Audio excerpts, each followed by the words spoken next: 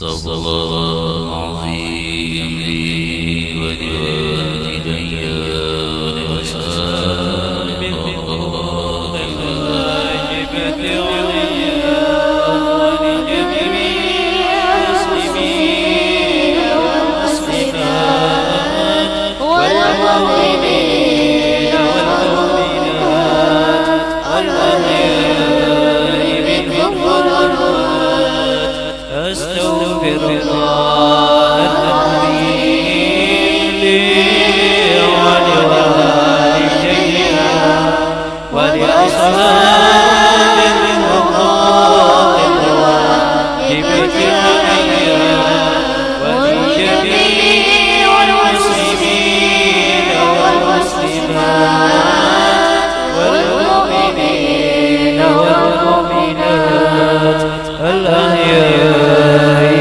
منهم والأموات.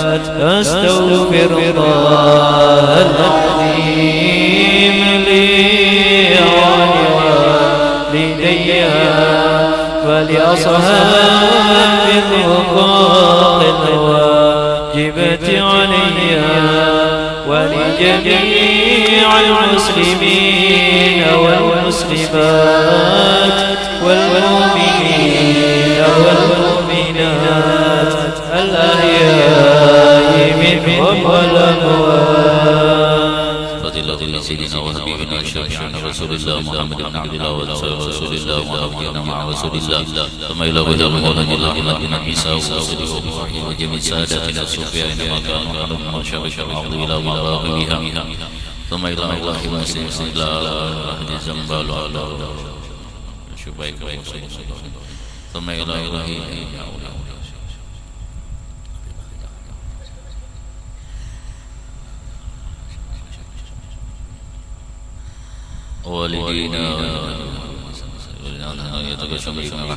والدينا ينفعنا بأسرارهم وأنوارهم وعلومهم نفحاتهم بالدين والدنيا والآخرة. لهم الفاتحة.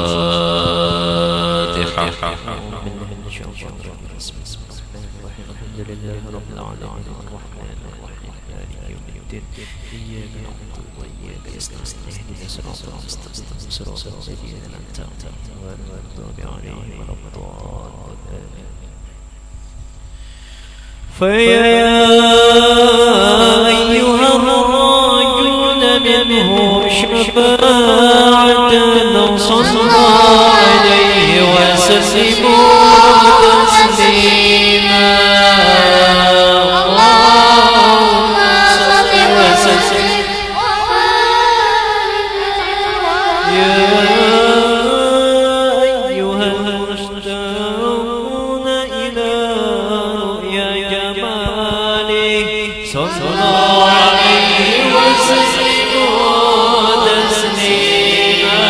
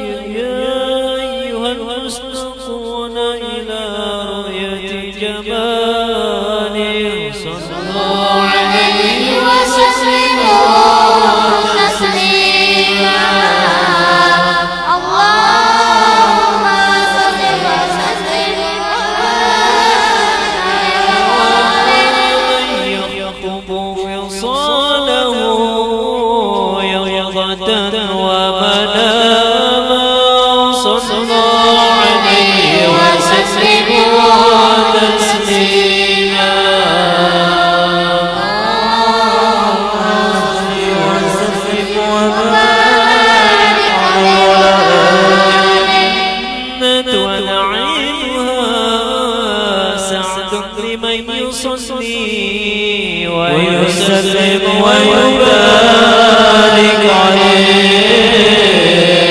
اللهم صل وسلم وبارك عليه وعلى يا رب صل على محمد حبيبك الشافع المشفع. يا رب صل على محمد يا رب صل عليه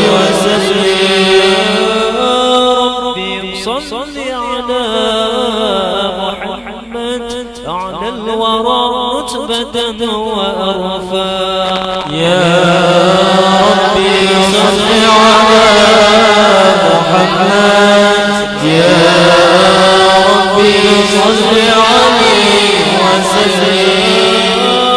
ربي صل على محمد أسمى البرايا جاها وأوسع. يا ربي صل على محمد، يا ربي صل عليه وسلم. صل على محمد واسلك بنا ربي خير مهياع.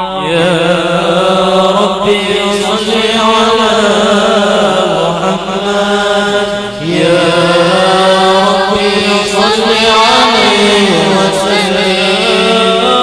ربي صل على محمد وعافينا واشف كل موجاع. يا ربي صل على محمد، يا ربي صل عليه وسلم. ربي صل على محمد وأصلح القلب وعفوا وانفاع. يا ربي صل على محمد، يا ربي صل عليه وسلم. ربي صل على محمد واغفر معادي واصرف والوداع. يا ربي صل على محمد، يا ربي صل عليه وسلم. ربي صل على محمد نحن بحسنك الممناع.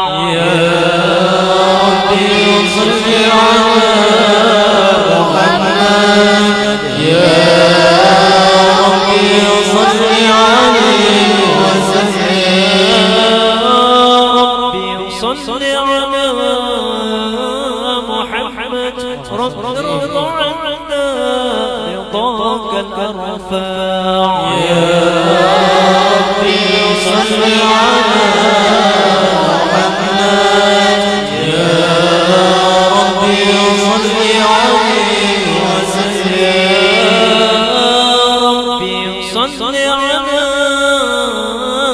محمد واجعل لنا في الجنان مجمع.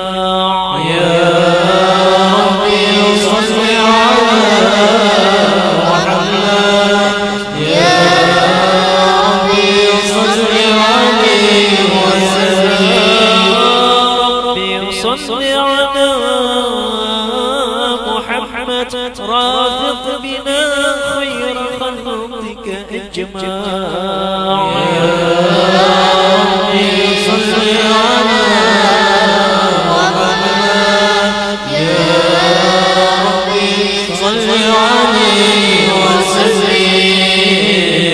اللهم صل وسلم وبارك عليه وعلى آله. أعوذ بالله من الشيطان الرجيم. بسم الله الرحمن الرحيم.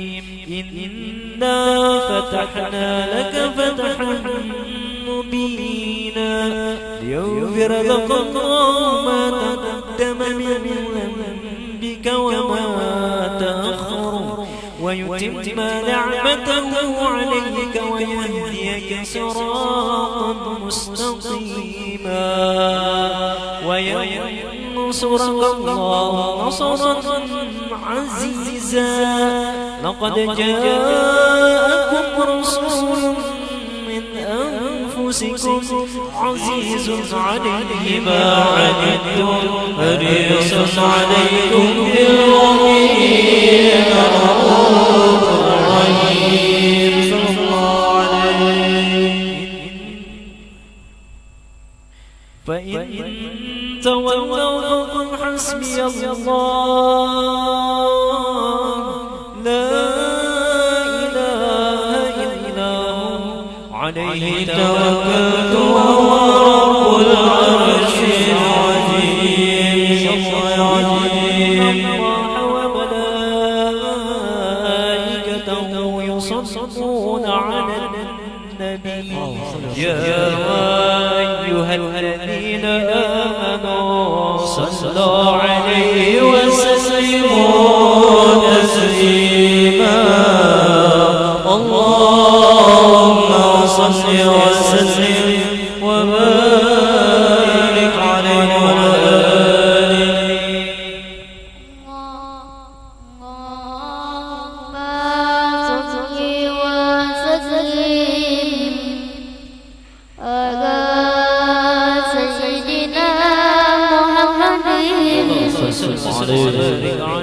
وعلى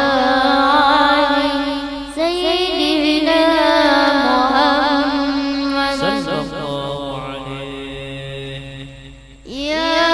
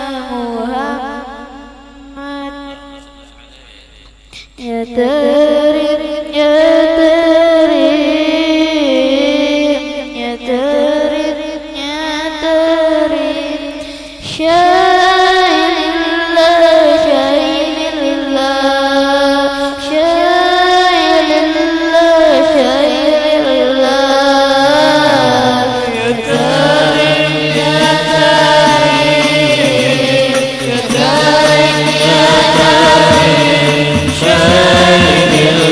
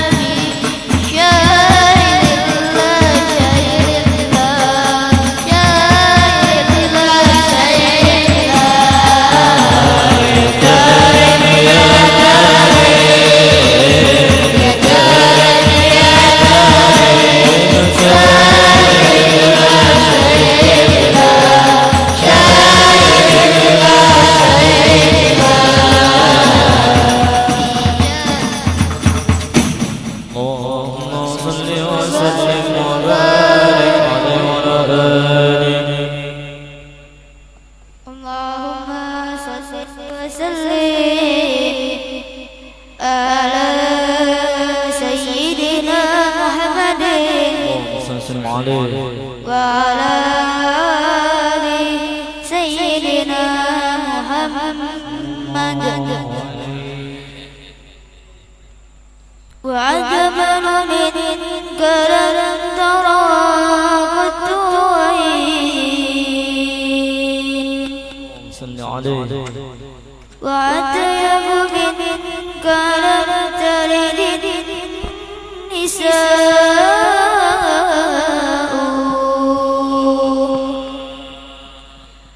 كلك مبرأ من كل عيب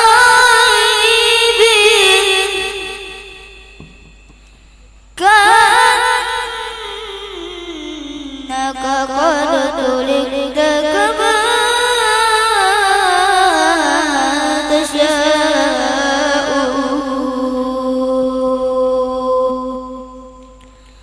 قمر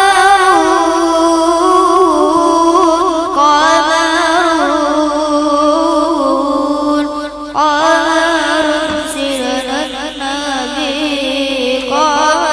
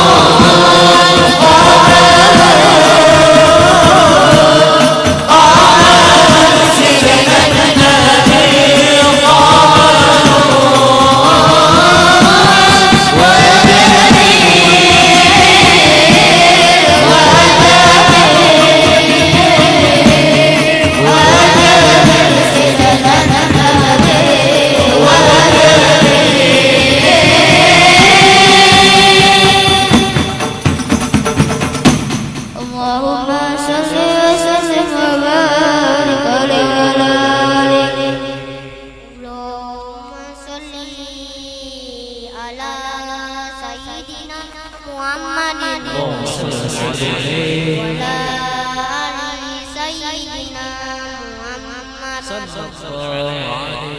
dauni habibi wala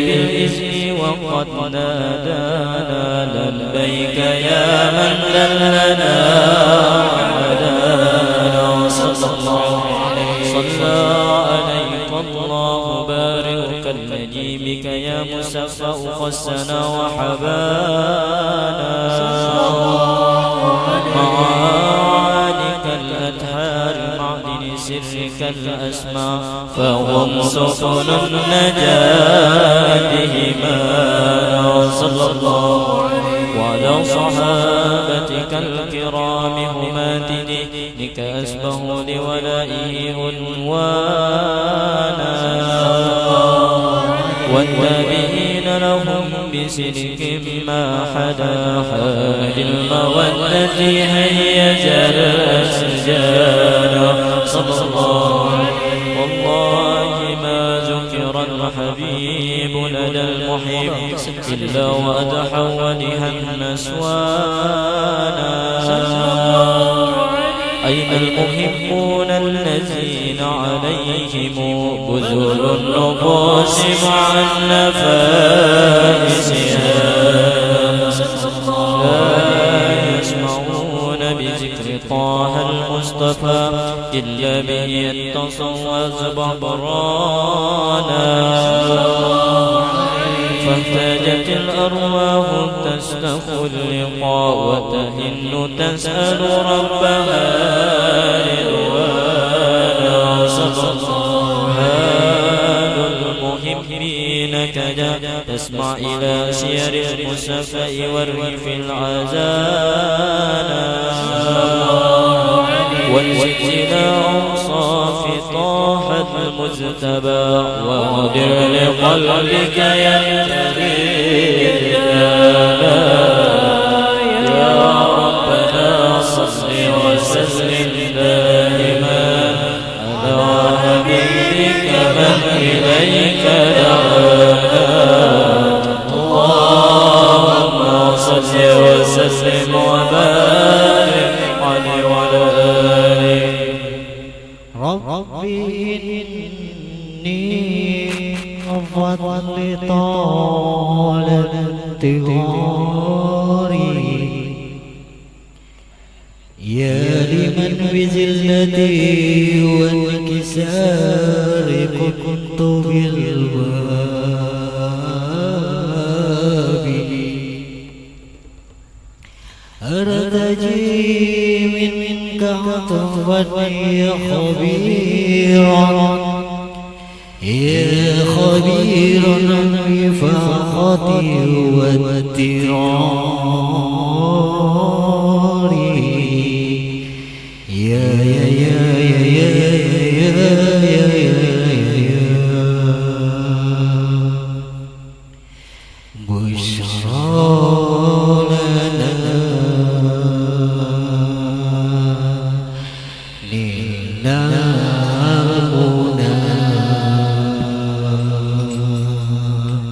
زال العمى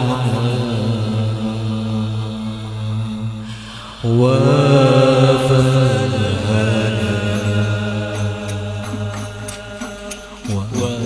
وداوى تزواده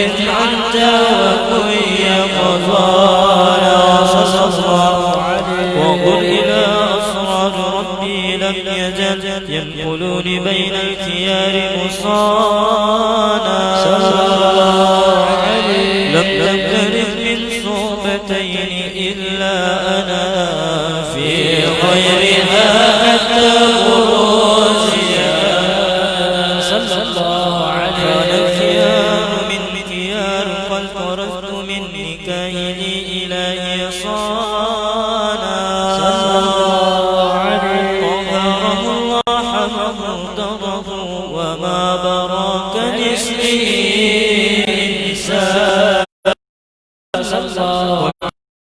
ولذكره والنسر والتوكيد وسلم وبارك عليه وعلى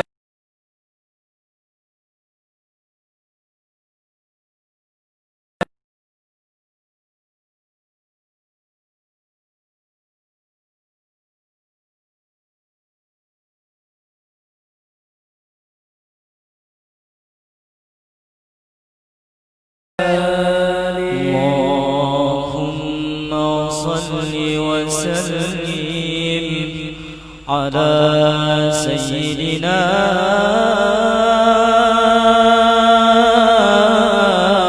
محمد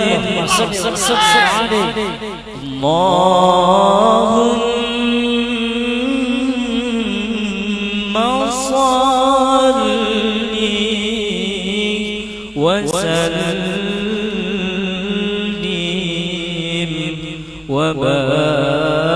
وبارك عليه وعلى آله يا من يرى ولا يرى وفضله أما الورى يا من يرى ولا يرى وفضله هم الورى بإيمان إليك قاصرا روحا وجسما لا يرى ولا جسما لا يرى من يرى ولا يرى وفضله هم الورى يا من يرى ولا يرى أمام الورى بما إليك قاصرا روحا وجسما لا يرى روحا وجسما لا يرى طه الذي لولاه ما خلق أرضا أرساما طه الذي لولاه ما خلق أرضا أرساما خلق أرضا أرساما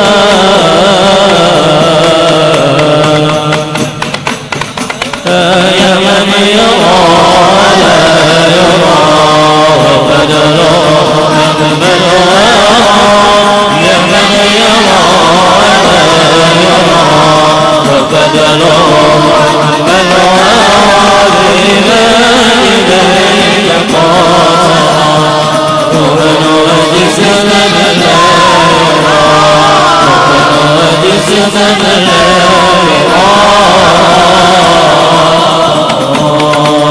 ونهدي قلوبنا من بعد إذ هديتنا ونهدي قلوبنا من بعد إذ هديتنا من بعد إذ هديتنا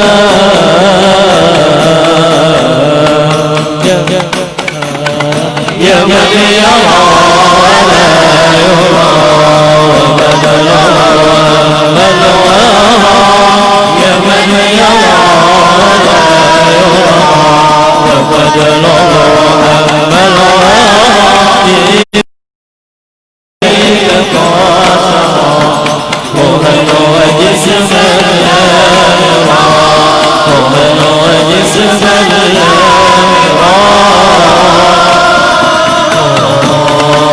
وصلى مولانا على من قد ربى على الأولى وصلى مولانا على من قد ربى على الأعلى من قد ربى على الأعلى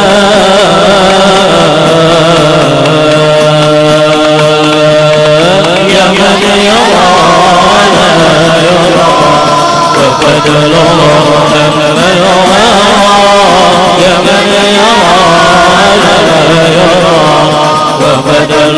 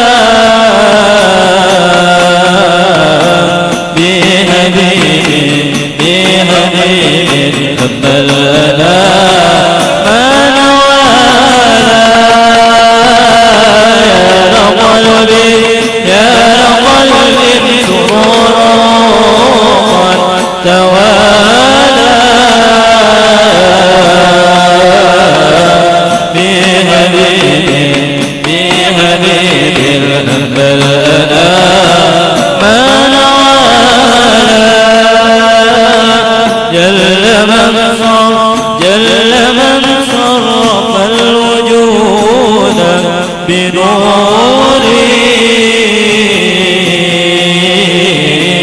ضمر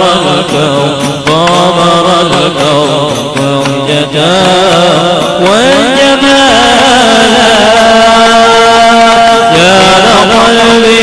يا لقلبي سرور توالى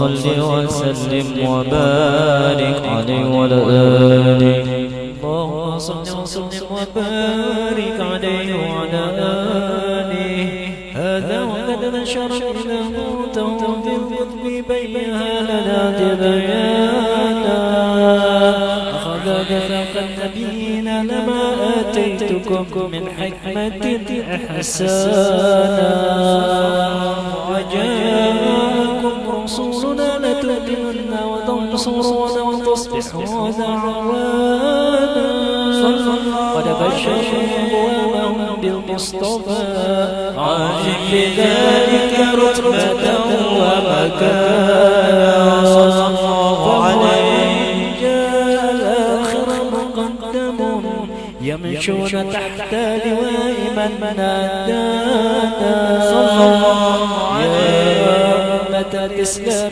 أول شافع ومشافع على وقتنا أتوانا صلى الله عليه نرفع سوف تنقل واسمع لقولك نجم فخرك بانا صلى الله عليه بالله جل بيده ولا أول الآتي أنا الجلال صلى الله عليه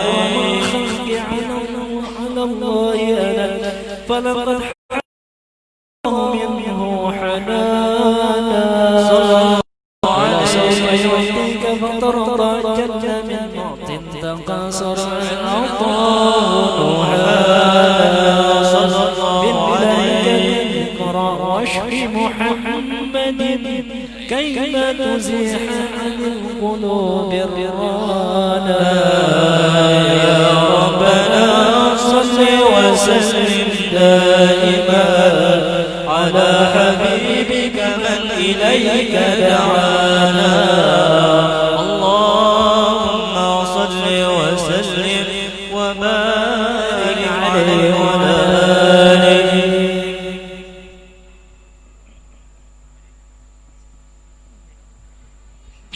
اللهم صل وسلم على سيدنا محمد صلى الله عليه وعلى آل سيدنا محمد يا مهيمن يا سلام سلمنا والمسلمين بالنبي خير الأنام وبأم المؤمنين يا مهيمن يا سلام سلمنا والمسلمين بالنبي خير الأنام وبأم المؤمنين كلها في الكلام واشفعي للمذنبين وحميا بيت الحرام من فساد المؤمنين يا مهيمن يا سلام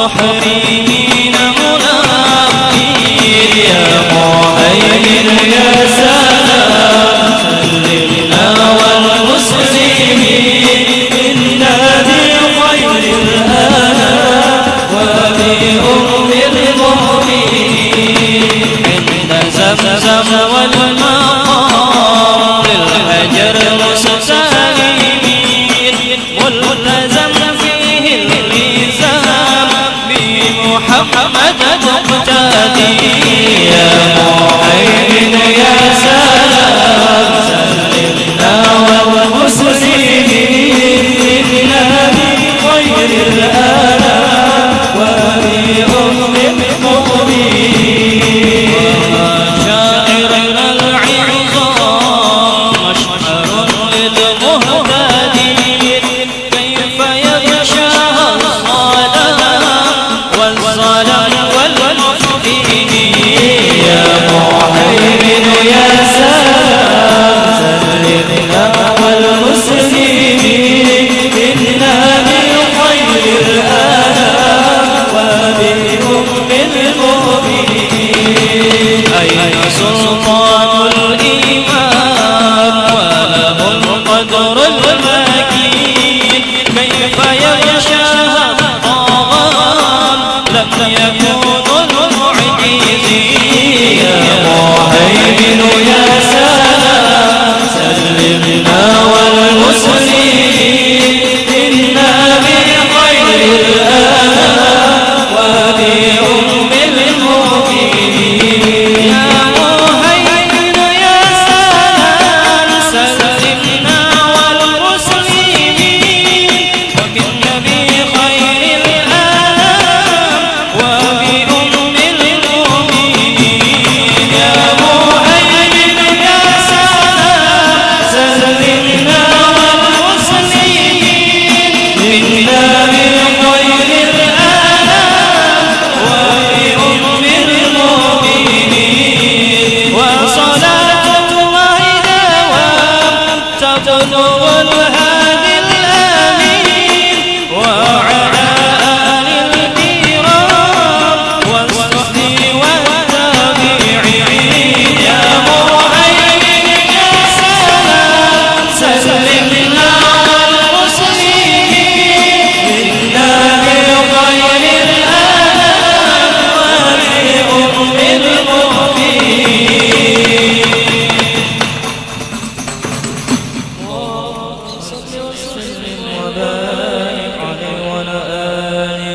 اللهم صل وسلم وبارك عليه وعلى آله لما دنا وقت الكنوز لأحمد عن إذن من ما شاء قد كان حملت به الأم الآمنة بنت وهب من لها على الإله مكانا من والد المختار عبد الله بن عبد المطلب رأى البرهانا قد كان نور طه وجهه وصار إلى الإبن المصانع عيانا صلى الله عليه هاشم كريم بن عبد مناف بن قصي كان صلى الله عليه ولده يدعى حاكما شأنه كدعت لعبد لذاك شاء صلى الله عليه واحببه صول المصطفى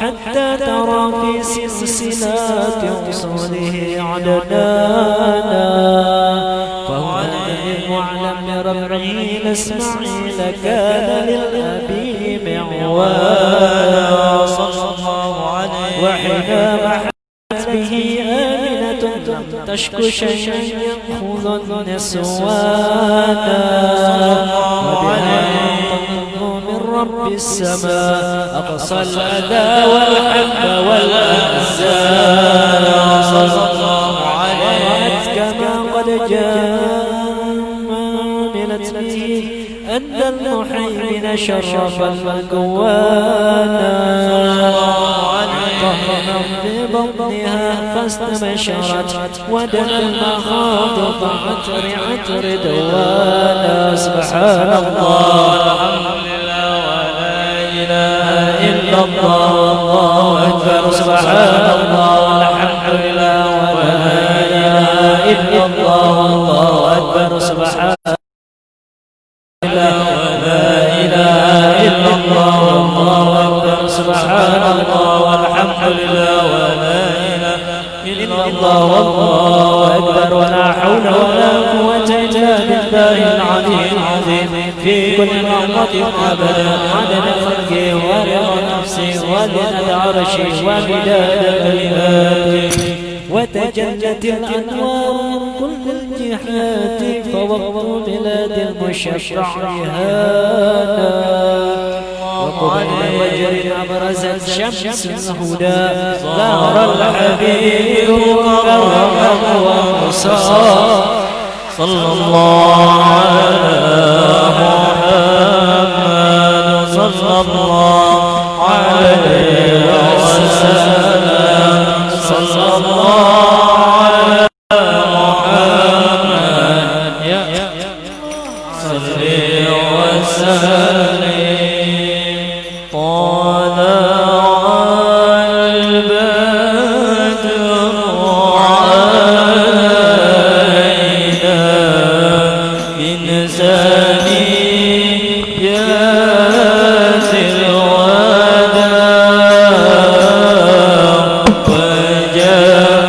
وجب الصبح علينا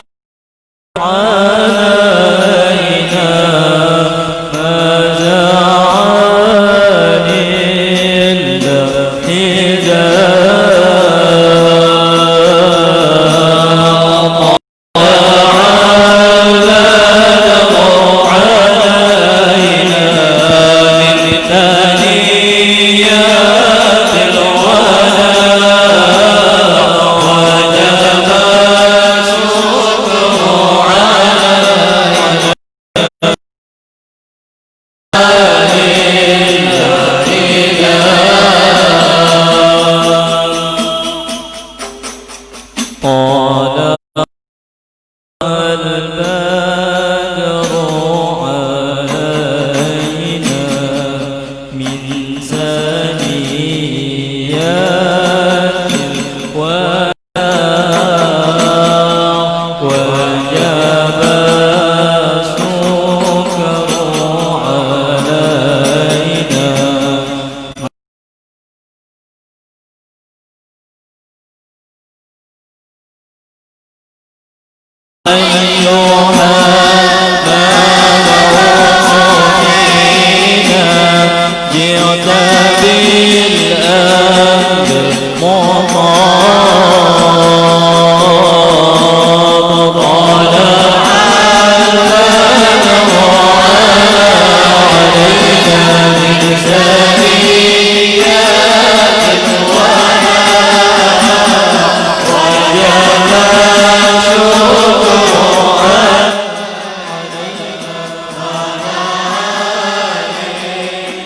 علينا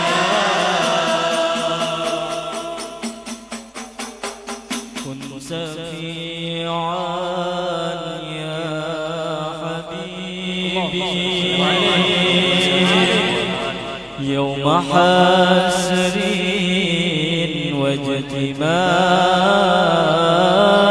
واجتماع كن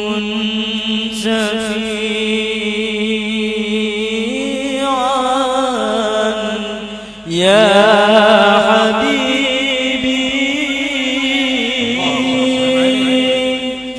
يوم حسر واجتماع يوم حسر واجتماع طلع البدر علينا من ثنيات الوداع وجب السكر علينا ماذا علينا ربنا صل على من هل في الخير الإتقان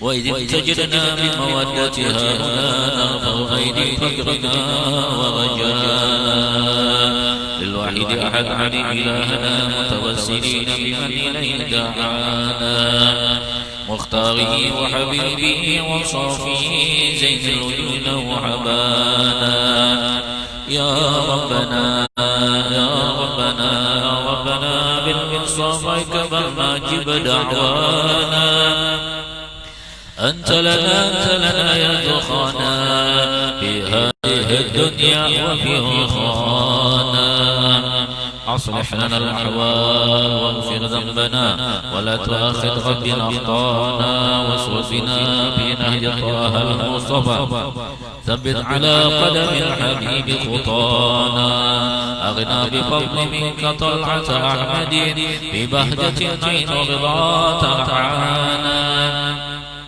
واغبطني في كل حال حملنا وحبالا من ودى ومن والانا والمحسنين ومن أجاب نداءنا وذوي القوى طالبا أوصانا والحاضرين وساعيا في جمعنا آن بين يديك أنت ترانا ولقد رجوناك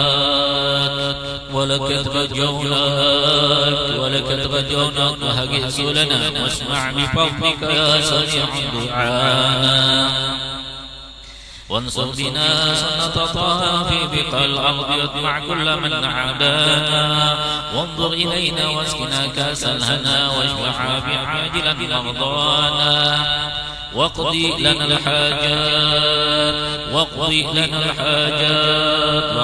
الحاجات واسن خرمنا عند الممات وسن عقبانا يا رب واجمعنا وابا لنا في دارك الفردوس يا رجوانا يا رب واجمعنا وأحبابا لنا في دارك الفردوس يا رجوانا يا رب واجمعنا وأحبابا لنا في دارك الفردوس بالمصطفى صل عليه وآله ما حركت صبا صانا سبحان ربك رب العزة عما يصفون وسلام على المرسلين والحمد لله رب العالمين.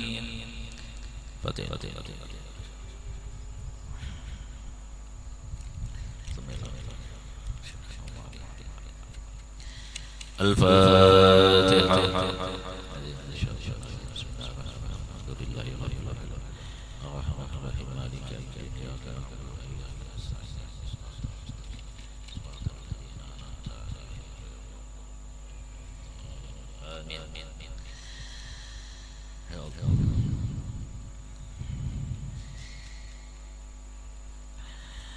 Di halaman 10 di dalam kitab Ibadat di bawah wal maqalut tasi'ah dan perkataan yang ke-9 Astaghfirullahaladzim alladzi la ilaha illa huwal qayyum wa atubu ilaihi wa inna ta'lim wa ta'lum wan nafa' wal intifa' wal fa'idah wal istifadah wa hassa ala tamassuki bi kitabillah wa sunnati Rasulullah sallallahu alaihi wasallam ibtigha'a mardati wa talaba thawabi amma ba'du. Wal maqalatul tasi'ah perkataan yang ke-9 qala Jibril alaihi salam berkata Jibril alaihi salam. Malaikatul Jibril ini adalah aminul wahyi, adalah malaikat yang tugasnya menyampaikan wahyu. Ya, tugasnya adalah menyampaikan wahyu. Dan ini malaikat Jibril ini selalu bertemu Nabi. Artinya setiap Allah turunkan wahyu kepada Nabi kita Nabi Muhammad sallallahu alaihi wasallam itu selalu ketemu. Sampai pertama kali Malaikatul Jibril itu ketemu dengan Nabi kita Nabi Muhammad sallallahu alaihi wasallam pada saat ketika itu Nabi berada di Gua Hira. Di Gua Hira. Yang Gua Hira itu berada di gunung namanya Nur atau Jabal Nur. Nah, di sini sebelum wahyu itu datang, wahyu itu dikirim oleh Allah Subhanahu wa taala atau disampaikan oleh malaikat Jibril kepada Nabi Muhammad sallallahu alaihi wasallam, itu nabi kita Nabi Muhammad selalu beliau itu berada di Gua Hira itu dengan waktu yang lama. Jadi nabi ini yatahannas, disebut di dalam kitab itu yatahannas. Yatahannas itu adalah beliau itu bersendiri, artinya menenangkan diri di dalam satu tempat dengan kesendirian. Itu namanya tahannas, ya. Khalwat namanya, uzlah namanya. Ya. Kalau kita tidak, ada yang di pojok sana, ada yang di pojok sana, sendirian juga masing-masing. Tapi hebatnya itu bisa berkomunikasi. Ya, yang satu kanan, yang satu di atas. Ya, itulah Allah berikan kehebatannya itu. Artinya sendiri-sendiri, masing-masing di atas sana, ada yang di belakang sana, ada yang pokoknya masing-masing, sampai yang di tempat lain juga itu ikutan juga. Ya, tapi hebatnya itu bisa berkomunikasi. Nah itu, ya, apa Allah Subhanahu Wa Taala berikan kehebatannya itu ya. Nah ini bersendiri, artinya menyendiri beliau.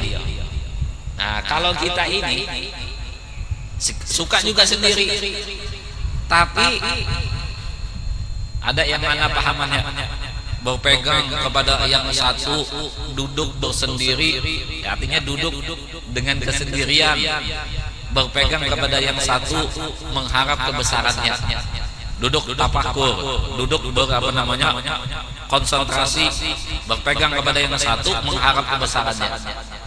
Tatonya adalah orang yang suka mancing, ya kan?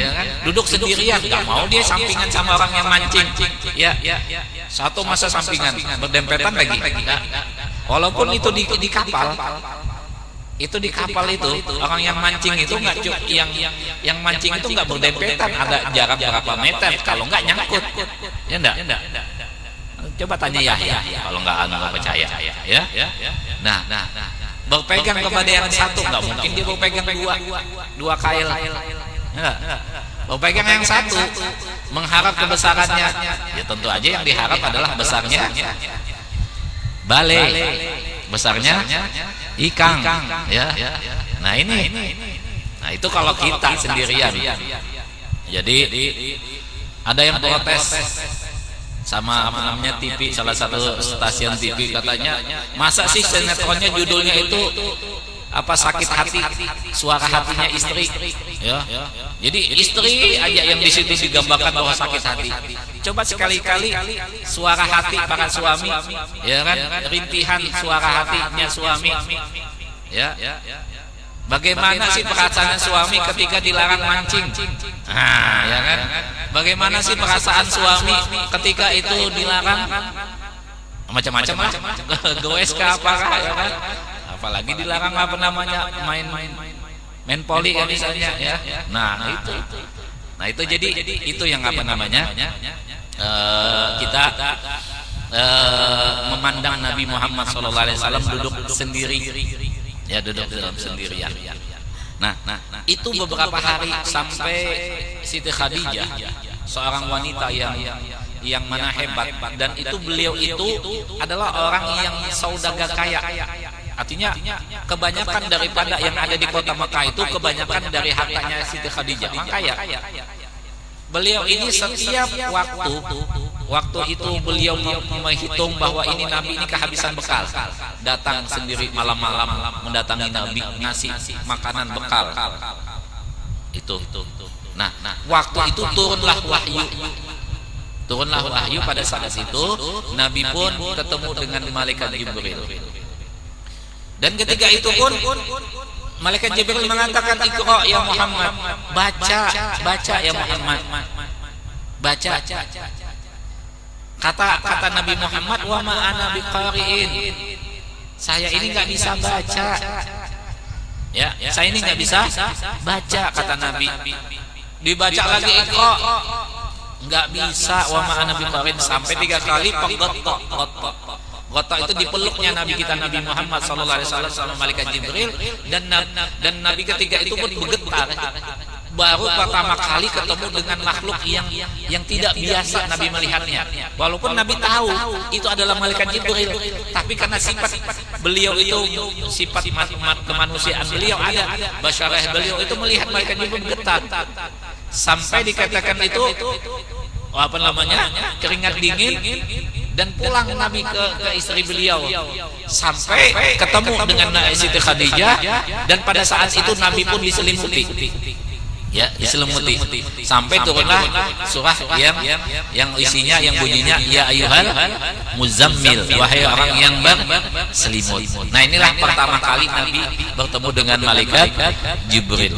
Dan begitu juga waktu Isra dan Mi'raj Nabi Muhammad itu selalu ditemani malaikat Jibril ke langit pertama, dari masjid dari Mekah ke Masjid Aqsa, dari Masjid Aqsa naik langit pertama, langit kedua, langit ketiga, sampai ke mau Sidratul Muntaha, ya. Maka disitulah kata Nabi, kata malaikat Jibril, wahai Muhammad, inilah perpisahan kita. Ya, perpisahan kita. Kata Nabi Muhammad, ya Jibril, apakah engkau tega meninggalkan saya dalam perjalanan ini dalam keadaan sendiri? Kata malaikat Jibril, ini adalah tempat saya terakhir, dan seandainya saya mengulurkan satu jari daripada garis ini, maka akan terbakar akan jari saya ini. Kata malaikat Jibril. Maka Nabi Muhammad SAW pun disinilah kelihatan seorang malaikat Jibril yang makhluk yang mulia, dimuliakan oleh Allah, terhenti di satu tempat yang mana di situ tidak bisa malaikat Jibril masuk.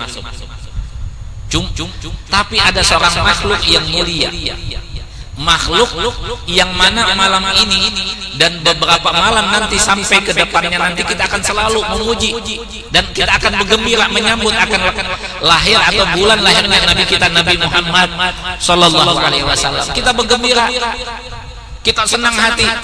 Kenapa? Karena yang kita peringati, yang kita ungkapkan kebahagiaan, kegembiraan kita adalah di dalam satu tempat atau di dalam satu bulan, yang mana bulan itu adalah bulan lahirnya Nabi kita Nabi Muhammad sallallahu alaihi wasallam. Kita aja nggak mungkin lah kalau punya anak sedih, nggak mungkin. Atau kita dapat hadiah, ya kan? Misalnya kita dihadiahin, kayak kakak Oma kemarin dapat hadiah, oh senangnya, bahagianya, dikasih kue, dikasih baju lagi, oh bahagianya, senangnya. Ya, jangan pandang hadiahnya, tapi pandanglah yang ngasihnya. Wah, ya kan? Jangan pandang hadiahnya, ya, tapi pandang yang ngasihnya. Nah, ini senang, bahagia. Kenapa? Karena yang di bulan ini adalah bulan kita itu menjadi seorang yang mulia, seorang makhluk Allah sebagai umatnya Nabi, itu karena adanya Nabi kita Nabi Muhammad sallallahu alaihi wasallam. Bahagia. Kata Nabi, siapa yang senang dengan masuknya bulan Ramadan, Allah haramkan jasadnya daripada api neraka. Allah haramkan. Ini bulan Ramadan. Ini bulan Ramadan. Yang kita senang ini adalah dengan adanya lahirnya Nabi kita Nabi Muhammad sallallahu alaihi wasallam. Lebih daripada itu. Ya, lebih daripada itu. Kenapa? Karena Nabi kita adalah orang yang akan nanti menunggu kita di Telaga Kautsar, yang akan menyambut kita dan akan masuk yang pertama kali ke dalam surga Allah Subhanahu wa taala adalah Nabi kita Nabi Muhammad sallallahu alaihi wasallam. Senang kita, bahagia kita, ya enggak? Kenapa? Karena kata Nabi, innama ana rahmatun muhda. Kata Nabi, saya ini adalah rahmat, sebagai rahmat. Artinya status Nabi itu adalah rahmat buat kita semua. Masa kita dapat rahmat sedih? Nggak mungkin lah kalau kita sedih.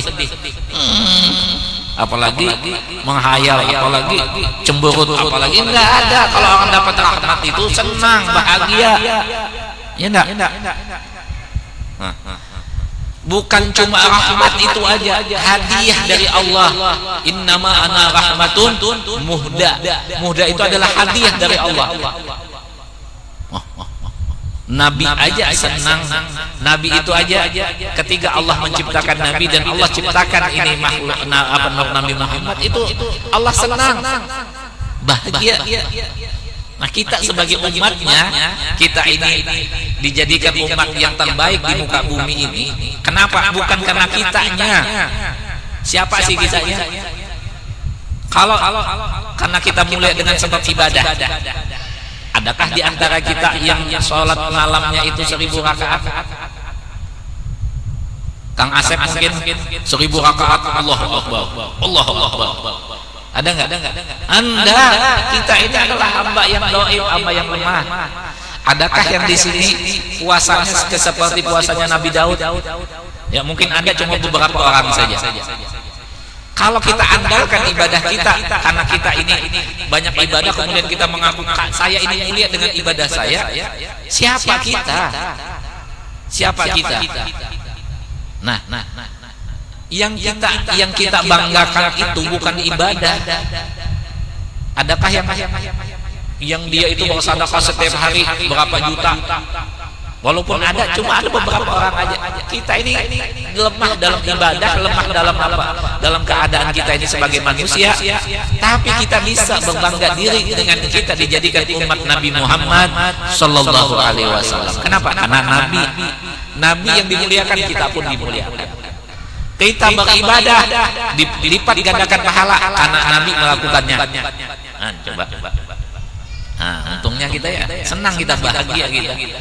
Ya, inilah Nabi kita. Dan sampai Nabi itu masuk ke dalam hadratnya Allah, itu tanpa ada dilepas. Kalau Nabi Musa Bapak Ibu, itu kalau beliau meminta kepada Allah, ya Allah, perlihatkanlah zat Engkau. Aku ingin melihat zat Engkau ya Allah. Kata Allah, oke, siap.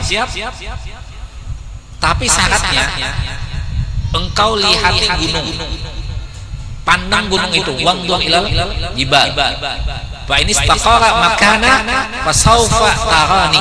Kata Allah, kalau engkau bisa melihat gunung itu bertetap pada tempatnya, maka engkau akan melihat akan aku, kata Allah kepada Nabi Musa. Saufa itu adalah kalimat yang jauh, yang dalam artinya itu susah sekali dilihat.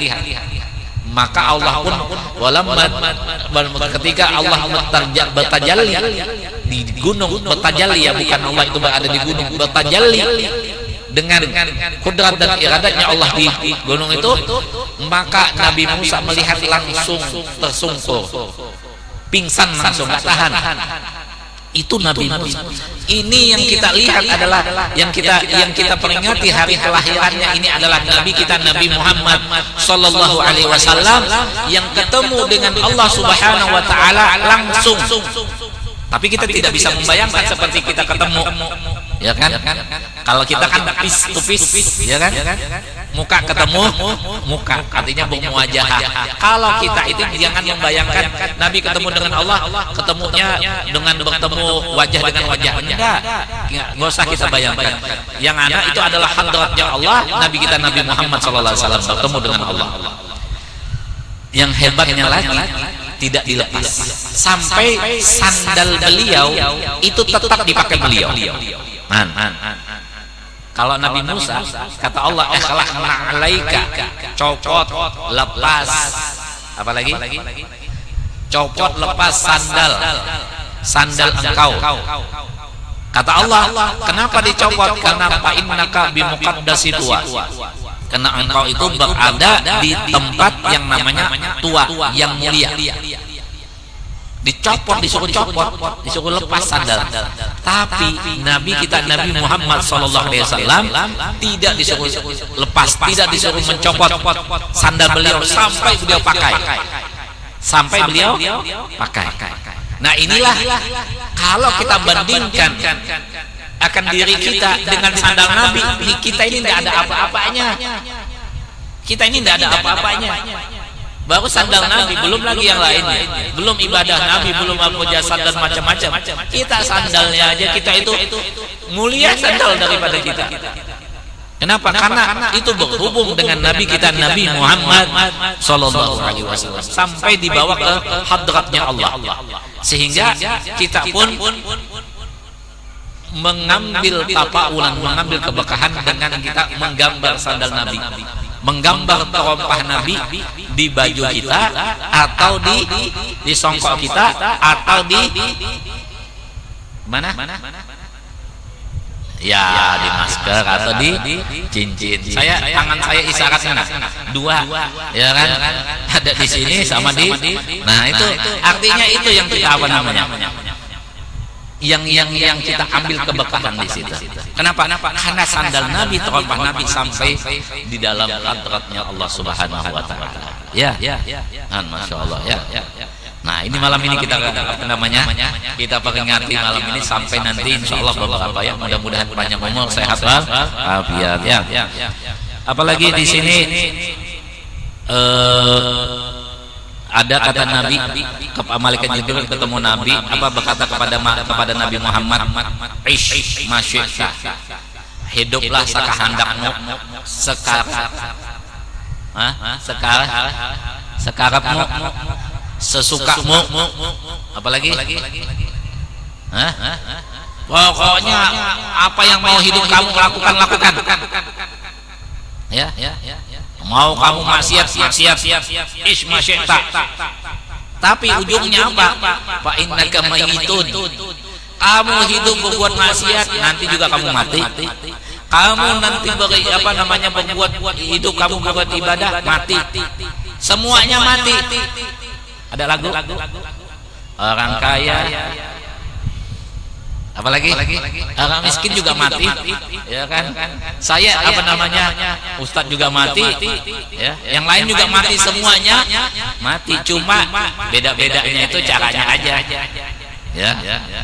Allah mencabut roh kita itu walaupun kita berada sembunyi di bunker. Bunker itu ada tempat yang mana di bawah tanah, kemudian dikasih lapis baja, kemudian tidak ada bisa masuk dan apapun tidak akan merusak itu. Sampai di situnya kita berada di situ, tetap kalau Allah takdirkan kita mati di situ. Ya. Ismasyita fa innaka maitun. Engkau akan meninggal. Ya. Yang sehat meninggal, yang sakit meninggal, yang tua meninggal, yang muda meninggal. Semuanya meninggal. Enggak ada yang abadi di muka bumi ini. Enggak ada kullun nafsin dha'iqatul maut. Nah, kalau kita tahu bahwa itu akan kita meninggal, nggak mungkin kita sia-siakan hidup kita di muka bumi ini. Kita sia-siakan hidup kita di muka bumi ini. Ya, bagaimana kita sia-siakan hidup kita? Nggak ada manfaatnya. Ibadah enggak, apalagi sholat enggak, puasa enggak. Jadi manfaatnya nggak ada. Pas meninggal dunia, ada lagi bilang syukur, alhamdulillah meninggal dia. Kalau dia hidup, bikin bikin ribut aja kampungan, sampai ada orang bersyukur atas matinya. Naudzubillah, naudzubillah min. Ya, hati-hati ya. Nah, itu ismasyita fa innaka maitun. Jadi kita mau hidup bagaimana terserah. Atau Allah kata malaikat Jibril kepada Nabi Muhammad, ismasyita, terserah aja sekarapmu, mau ngapain kah terserahmu, sakahandakmu, mau apakah, mau lakukan apa terserah. Ya. Emang GP, emang gue pikirin, ya kan? Tapi fa innaka maitun. Innaka maitun. Masya Allah. Ini yang yang kita pahami bahwa itu hidup pun kita akan mati. Karena itu adalah lawannya hidup mati. Mati nanti kembali lagi kita dibangkitkan. Ya Allah, ya mudah-mudahan kita ini hidup panjang umur dan hasunah amaluhu dan baik amal kita. Kata Nabi, khairukum man tala umruhu wa hasunah apa nuai? Amaluhu.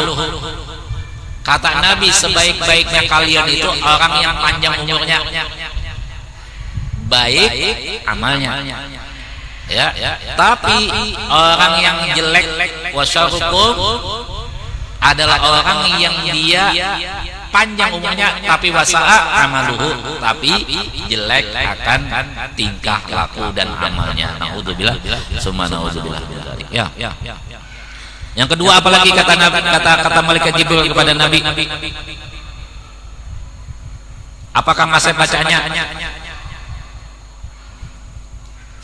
Ahbib man syi'ta, cintai orang yang kamu cintai, bojomu kamu cintai, apalagi istrimu yang cantik kamu cintai, apanya cintai, ya, sekehendakmu mau cintai. Tapi fa innaka mufariqun, karena semua orang yang engkau cintai itu akan berpisah dengan engkau. Istri yang cantik, yang perawatannya sampai jutaan, ya, perawatan wajah, perawatan semuanya itu sampai jutaan itu, fa innaka mufariqun, karena itu semua akan terpisah dengan kita. Apakah pisahnya kita yang dulu meninggal dunia, atau istri kita yang dulu meninggal dunia, atau pisahnya karena memang jodohnya habis? Nah, kalau sudah habis itu ya sudah, nggak ada yang salah, nggak ada yang benar, semuanya sudah takdir Allah Subhanahu wa Ta'ala. Nah, sekarang ini lagi viral nih yang pohon-pohonan, semuanya namanya janda semuanya kan, ada namanya janda bolong lah, janda apa, pokoknya situ masya Allah ya. Sampai apa namanya, sampai janda-jandanya itu namanya macam-macam ya. Nggak kasihan kah sama janda? Ya Allah ya, mudah-mudahan ya semuanya ada hikmahnya, mudah-mudahan Allah yang memberikan yang terbaik buat kita semuanya. Amin Allahumma amin. Ahbib masyita fa innaka mufariquhu. Selanjutnya apa lagi? Yang ketiga, i'mal masyita fa innaka mazyum bihi. Kerjakan apa yang kamu pengen lakukan, kerjakan. Terserahmu dewe, ya kan? Mau kamu kerjakankah yang kamu turutin atau tidak diturutin perintah Allah, terserah. Wes angel ya, angel ya. Nah, itu ya, terserahmu mau yang kamu turuti, kamu enggak. Tapi ingat, semua amal ibadah yang kamu kerjakan, amal perbuatan yang kamu kerjakan, itu semuanya akan dihisab, semua akan ada perhitungannya, semua akan ada di situ balasannya. Fa innaka mazyum bihi. Insyaallah ya. Nah, itu yang anehnya. Jadi perlu kita itu berniat. Setiap apapun yang kita, guru, kenapa sih guru kalau ke pasar? Ya, ke pasar bukan aib, tapi ada satu amalan yang tidak bisa dikerjakan selain tempat itu, selain di pasar. Apa? Ada amalan dibaca cuma bisa di pasar. Ya, cuma bisa di pasar. Nah, Nabi kalau masuk pasar, beliau itu membaca amalan la ilaha illallah la syarika lahu lahul mulku wa hamdu yuhyitu wa ala kulli syai'in qadir. Itu Allah balas pahalanya. Allah balas pahalanya. Ya, pahalanya itu besar, bukan cuma 1 2, pahalanya besar. Ya, pahalanya besar. Jadi apa namanya? Kita itu pasang niat mau ke pasar. Oh, apalagi orang pasar yang kerjaannya setiap hari ke pasar, pahalanya besar sekali. Kalau saya cuma sebulan paling berapa kali. Nah, kalau rajidi, ya, kalau rajidi itu setiap hari, masya Allah, pahalanya dapat banyak itu dia. Ya, tombol dia pahalanya itu bisa diambil semuanya. Nah, jadi itu yang ada. Anu guru, kenapa sih rambutnya agak panjang? Ya kan? Itu ada doanya kan menyisir. Ada kan doa supaya bisa apa namanya kalau kita menyisir rambut itu ada doanya kan? Dan niatnya juga supaya menyisir. Masa kalau kita botak susah kan? Nah, kalau ada rambutnya kan enak nyisirnya. Ya, enak nyisir, dan itu niatnya ya Allah sebagaimana guru saya niatnya menyisir, maka saya berniat seperti itu. Kan pahalanya gitu. Dapat pahala enggak? Pahala. Ya. Nah, itu yang saya bilangkan, hadirkan Nabi Muhammad SAW dari bangun tidur sampai ke tidurnya lagi. Dari bangun tidurnya kita sampai ke tidurnya kita lagi, itu semuanya Nabi Muhammad SAW ada dalam diri kita. Mau pakai baju tangan kanan, niatnya apa yang diniatkan oleh salah guru-guru kita. Kita bayangkan Nabi Muhammad kalau pakai baju begini. Apalagi mau makan, kita bayangkan Nabi Muhammad makan dengan tangan kanan. Kita bayangkan Nabi Muhammad dengan makan dengan baca bismillah, dengan baca doa. Itu semuanya. Mau jalan, bismillah. Nabi Muhammad berjalan dengan kaki kanan, kemudian baca doa. Ya, kemudian lagi kalau kita ke majelis, bagaimana? Nabi Muhammad punya majelis dan Nabi Muhammad menyuruh kita hadir majelis dan pahalanya besar sekali. Itu kita bayangkan semuanya itu adalah Nabi kita, Nabi Muhammad sallallahu alaihi wasallam. Ya. Itu aja. Kalau sudah kita dapat itu, maka Nabi Muhammad berada dalam diri kita. Kita pun akan menjadi orang yang cinta kepada Nabi Muhammad. Kenapa? Karena kata Nabi, apa kata Nabi? Man ahya sunnati faqad ahabbani wa man ahabbani kana ma'i fil jannah. Kata Nabi, siapa yang menghidupkan sunnahku, maka dia akan berarti dia mencintai aku. Kalau dia mencintai aku, nanti bersama aku di dalam surganya Allah Subhanahu wa ta'ala. Iblis tahu iblis. Iblis itu adalah orang yang mana makhluk Allah yang Allah ciptakan. Jangan dinilai apa kita lihat kita langsung kita vonis iblis itu adalah lebih rendah daripada kita. Iblis itu lebih pintar, lebih alim daripada kita. Kalau kita lihat iblis itu ma'rifatullahnya lebih daripada ma'rifatullah kita. Pengenalan dia kepada Allah lebih daripada kita.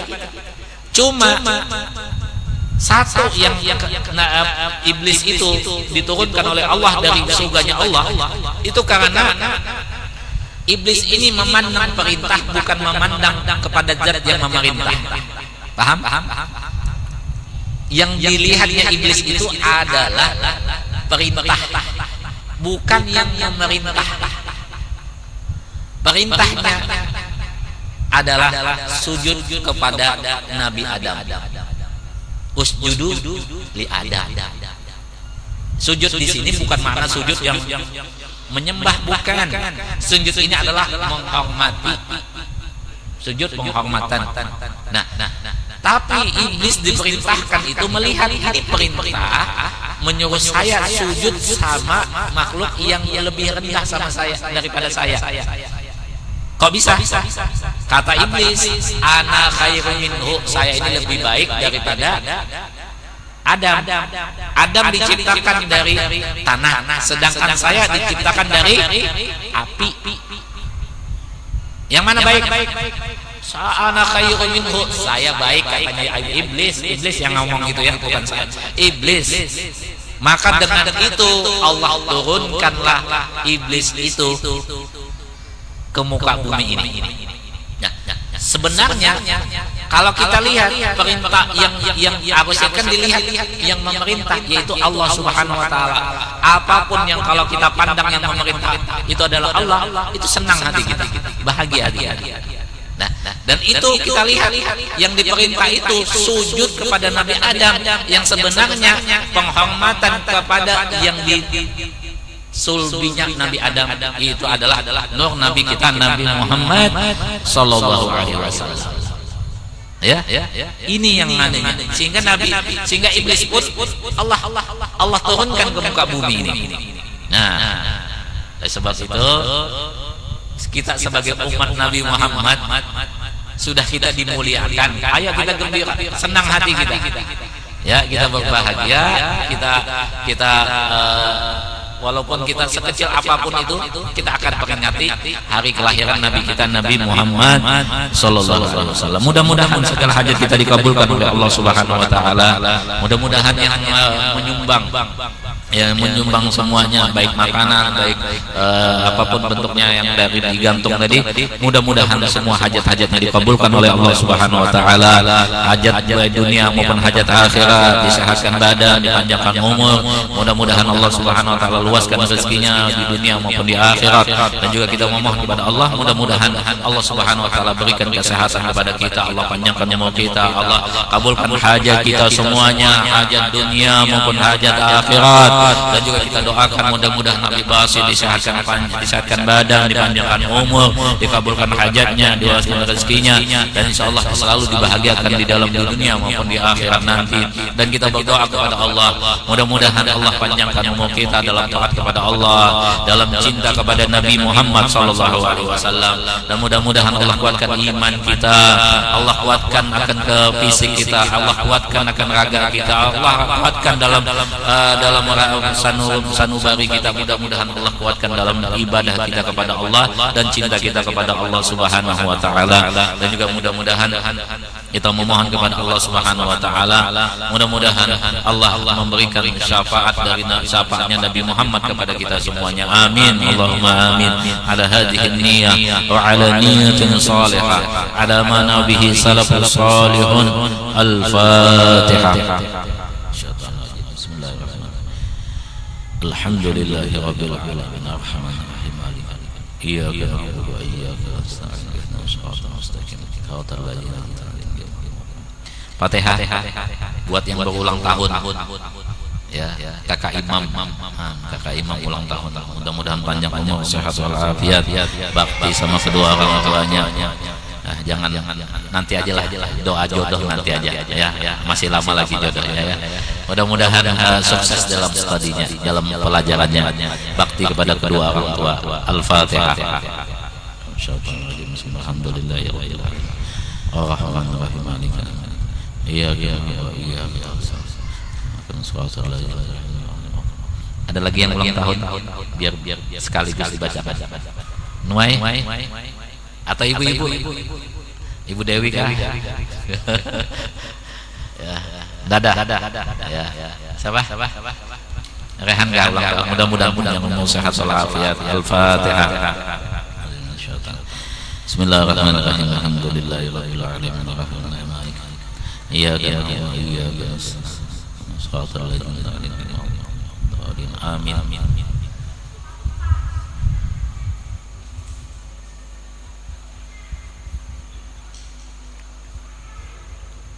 Bismillahirrahmanirrahim. Wassalatu wassalamu ala asyrafil anbiya'i wal mursalin sayyidina wa ala alihi wa sahbihi wa barik wa sallam ajmain. Allahumma nas'aluka salamatan fid din wa afiyatan fil jasad wa jadatan fil ilmi wa barakatan fil rizqi wa tawbatan qabla al-maut wa rahmatan lil maut wa maghfiratan ba'da al-maut. Allahumma hawwin 'alaina fi sakaratil maut wa la tahzan minan nar wal 'afwa 'anil sabr rabbana la tuzigh qulubana ba'da idh hadaytana wa hab lana min ladunka rahmatan innaka antal wahhab. Rabbana atina fid dunya hasanah wa fil akhirati hasanah wa qina adzabannar. Sallallahu alaihi wa ala alihi wa sahbihi wa sallam ajmain. Subhana rabbika rabbil izzati amma yasifun. Wassalamu ala mursalin walhamdulillahi rabbil alamin. Sirrin nabi wa bi sirril Fatihah. Iyyaka na'budu wa iyyaka nasta'in. Shiratal ladzina an'amta 'alaihim ghairil maghdubi 'alaihim. Amin. Taqabbalallahu minkum. Seperti saya bilang tadi,